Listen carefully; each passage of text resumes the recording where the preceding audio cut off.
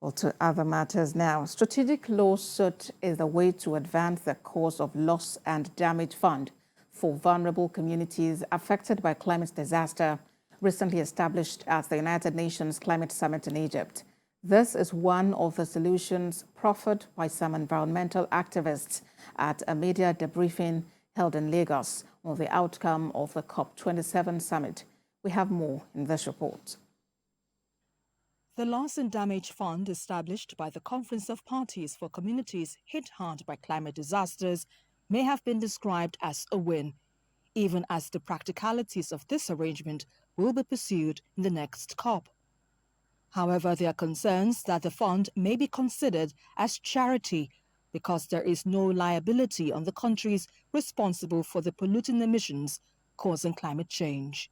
Although loss and damage may be paid, no country will be held for historical responsibility, and no country will be held to be responsible for the harm. This is what I believe African negotiators, Nigerian negotiations should take to the next COP, to debate and insist, even during intersessional before COP28, to insist that those who are most responsible for climate change should not only just agree to do more, but the historical responsibility of the problem, because the problem did not start today.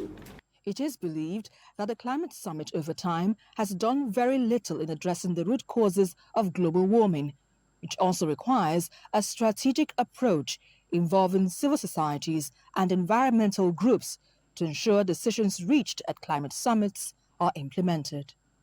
The positive outcome of COP27, aligning it with our own national practices and national situations, and then we see if we can get a cluster of countries to join, and then we can test the law. African governments also themselves needs to begin to take action in terms of cutting, dependence on fossil fuel, beginning to look at the alternatives.